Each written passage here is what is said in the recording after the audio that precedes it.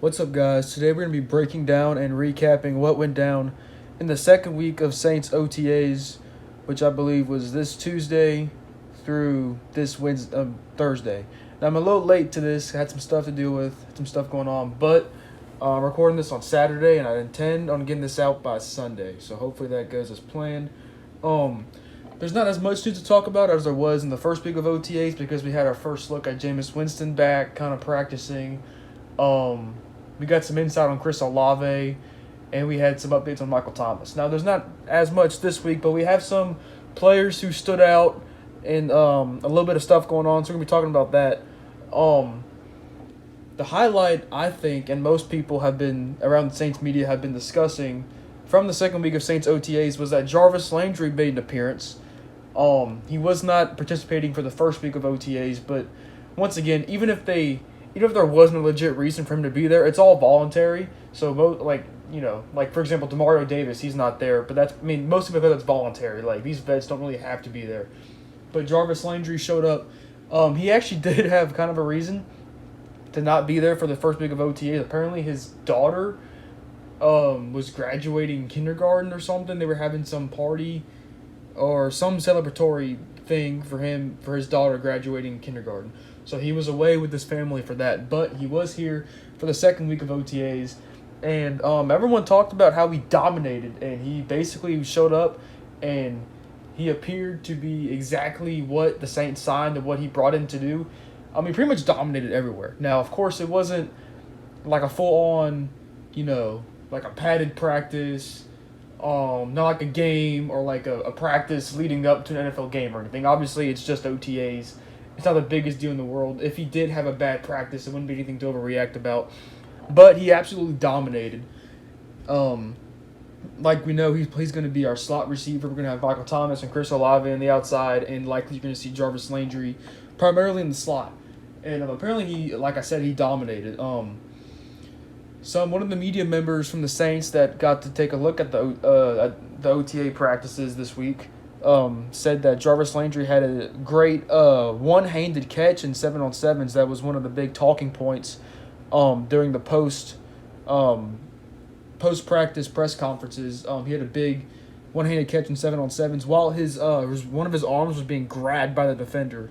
I'm not sure who was defending on the play. Probably one of the rookies or one of the undrafted free agents. I'm not sure what went on there. But apparently there were coaches and everything that were screaming, hands off, don't grab, or something like that. I'll have the tweet up on the screen. But, Jarvis Landry really stood out. He had a one-handed catch, and there's some grabbing going on. There was some jawing going on. That's kind of that leadership we were talking about with Tyrann Mathieu last week. Them jawing at each other. That's them, pushing each other to be better. And that's a lot of the leadership and the veteran presence that you get from players like Jarvis Landry and Tyrann Mathieu. So, like I said, it's very early in the offseason programs, but this is something to be very excited about if you're a Saints fan. Seeing these players come in and make these big impacts, even in just OTAs, having these big leadership moments when it comes to, trash talking and pushing each other to be better. And one-handed catch, that's awesome. I'm not sure if some of the OTA footage I have going on in the background, assuming YouTube let me last week, so hopefully they'll let me do it again. But I'm not sure if some of the footage will have the one-handed catch, but as of right now, I haven't seen it. I would love to see it because that's awesome. One-handed catches are sick. Now, who's throwing him the ball in practice? It's mostly been Andy Dalton. According to most sources, Andy Dalton has been taking the first team reps in practice, and it's been kind of up and down. Ian Book's been getting some reps too, who I believe is going to be our third-string quarterback. You're going to have Jameis Winston, Andy Dalton, and then probably Ian Book. And I'm sure there'll be a fourth quarterback that'll be floating around the practice squad or something that the Saints will have around. I'm not sure who that'll be. But to be fair, we do have Taysom Hill at tight end now, so he's always an option to be an emergency quarterback because Dennis Allen did switch him out for quarterback. He's mostly focusing tight end now for a full offseason, which will be interesting. We'll talk about that later on. I'm sure we'll talk about that in another video. But Andy Dalton has been taking the first team reps in practice. I think he's been doing. Most sources said it was all right. One of the highlights, one of the sources highlighted, I believe Mike Triplett highlighted this, or it might have been Amy Just. I don't remember because I usually have my laptop with me to show the tweets, but my laptop is dead and I need to get a new charger because my current one's not working. So I'm kind of just going off of what I remembered from the tweets that I looked at earlier. But apparently he had a nice throw to Marquez Callaway, if I remember correctly, on a deep out route that was on a third down, which is nice to see. And that I believe another one of the highlights, or lowlights rather, was that he threw a pick to J.T. Gray, Saints Pro Bowler on special teams last year, who's also a backup safety. The pass was tipped, I believe. I think it was intended for Juwan Johnson. But that was some of the highlights that have been noted from the media members, was that he threw a pick to J.T. Gray that was tipped, and then he had a nice throw to Marquez Callaway. And then I believe, as of Jameis Winston, he's participating in practice, but it's not the whole first-team reps because, they haven't fully ramped him up yet. He's still slowly working his way back. But, yeah, I think he took maybe a few second-team reps, but I think he was mostly kind of working off to the side, doing his own kind of workout, rehab, whatever you want to call it. Now, as of Michael Thomas, I'm not sure if he was there or not. We learned last week that he was in the building, which was like we talked about last week, is great news. Another player that I saw that was highlighted was fourth-year linebacker Kaden Elliss. Now, a lot of casual fans won't know who that is. He was a 7th-round draft pick, I believe, in 2019, who played. I remember him being very versatile in college. He was a linebacker, but he also played, I think, maybe tight end a little bit, something like that, maybe fullback. But he was a linebacker. For his first 2 years, he was pretty much all special teams. I think I remember that he tore his ACL his rookie season, I think in Seattle. I don't know why. There's one of the random things I remember. He tore his ACL in special teams in 2019 in the Seattle game. I don't think we saw much of him 2020, which would be his second year. Last year, he had quite an impact playing linebacker. He had some sacks. I think you saw him a lot on special teams. And you saw those flashes that he can be a playmaker. Not a consistent starter, but he's a 7th-round pick. So, I mean, you totally take that. Most 7th-round picks don't even make it to the team their rookie season. Or some of them do, but not all of them. We can't expect every 7th-round pick to be like Marcus Colston. That was just insane. But Kaden Elliss he really stood out and showed out. One of the highlights, if I remember correctly, from Kaden Elliss was that he ran stride for stride and had amazing coverage on Juwan Johnson, who we moved to tight end. He was a receiver, but now he's a tight end, as you know, last year. And I think he also had some really heavy pressure on some plays too. So he was showing out, making some big plays. That's a big deal. That's big for this team. Especially if Quan Alexander doesn't come back. It'd be big to have Kaden Elliss for depth. Right now, you're probably looking at Demario Davis and Pete Werner as the starters.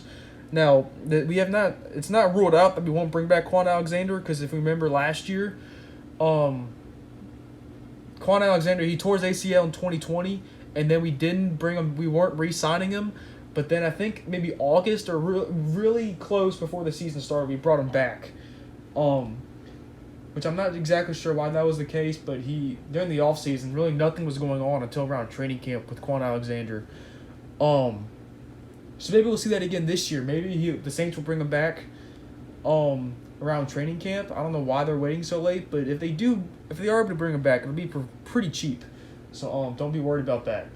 But even if he doesn't come back, Pete Werner really stood out last year, especially in the Miami Dolphins game when the whole team was out with COVID.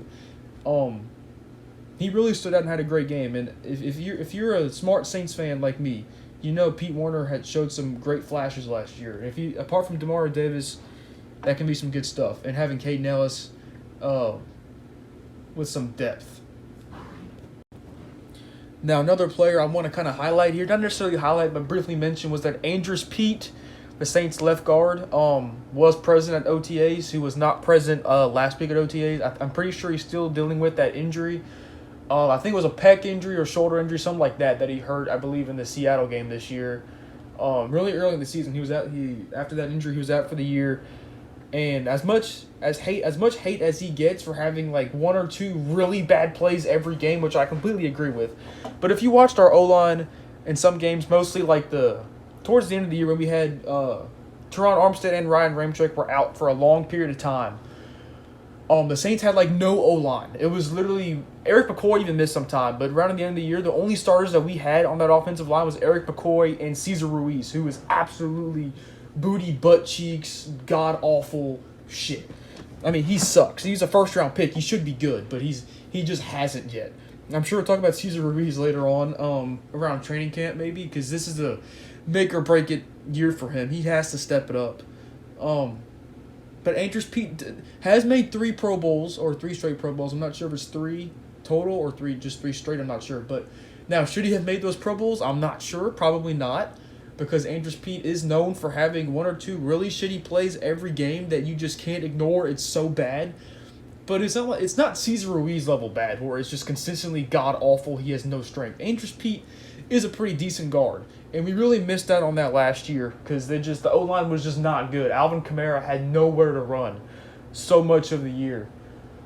But he is back, working his way back during OTAs. I'm sure he'll be ready for the season. That's what everyone expects, but not much has been talked about him. But he's another player that stood out. Not stood out because he wasn't like in full on team drills or anything, but he was present and he's working his way back. Now one more thing I want to briefly mention. Marcus May, the Saints' newly signed free safety. He was signed to replace Marcus Williams. I'm sure you'll expect him in that free safety role, but we'll see how that goes because both Marcus May and Tyrann Mathieu can kind of play that strong safety role, kind of in the box. But Marcus May has been dealing with the DUI that happened in, I believe, February of 2021. And nothing got dealt with yet in terms of the legal situation during the 2021 season. It keeps getting pushed back, kind of like with Alvin Kamara's court case. He got pushed back a few times. He was supposed to have his court hearing the other day, but it got pushed back to somewhere around August. So that's something to keep in mind. In August, we'll probably know a lot more about Marcus May and Alvin Kamara's legal situation. If it doesn't get pushed back again, we'll see how that goes. Now, in terms of suspensions, the NFL can't suspend or do anything with these players until their legal situation gets sorted out. So if Marcus May and Alvin Kamara do end up getting suspended, you might see it either not happen this year, it may happen the next season, or it'll happen during the season, like not at the beginning, but like kind of in the middle of the season. We saw that with Deontay Harris this year. He had a DUI during the offseason before the 2021 season, and everyone expected for him to get suspended the first 3 games of the season, but he actually didn't get suspended till really, really late in the year. Like, it was December when he had that 3-game suspension.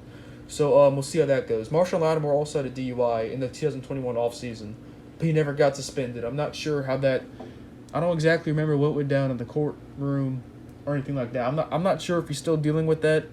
I think he's fine. He's not going to get suspended, but I don't know. We'll see how that goes. But and I believe Marcus May was also present at practice just to kind of highlight what's going on with him in terms of the injury. Now that we're talking about Marcus May's court hearing and Alvin Kamara's court hearing and all that. Marcus May is present at OTAs. He's not participating because he's still working his way back from that Achilles injury. Not sure when we'll see him back. Probably in the early portions of the season. But yeah, I made that video a lot longer than I expected because there wasn't really a whole lot to talk about. But I mean, would you look at that? There still was enough to talk about. We talked about Jarvis Landry, Kaden Elliss, Marcus May, and Alvin Kamara's court situation. And yeah, that was kind of the focus. Most of the key points from week 2 of OTAs. I'm not sure what will be in store for week 3 because there's one more week of OTAs and then we have mandatory minicamp. And then we got training camp. So we're getting closer and closer to football every week. I'm super excited. I'm sure you guys are too. Let me know what you guys think. How do you guys feel about Jarvis Landry and Marcus May or anything? Just let me know how you guys feel about this team and what are your thoughts so far on Jarvis Landry or Kaden Elliss? I mean, just whatever you guys think. Let me know. And I'm sure I'll have another video going out for week 3 of OTAs. Even if there's not a lot to talk about, I'm sure I can figure out something for you guys. So if you made it this far, I really appreciate you for sticking by. And I'll see you guys next time.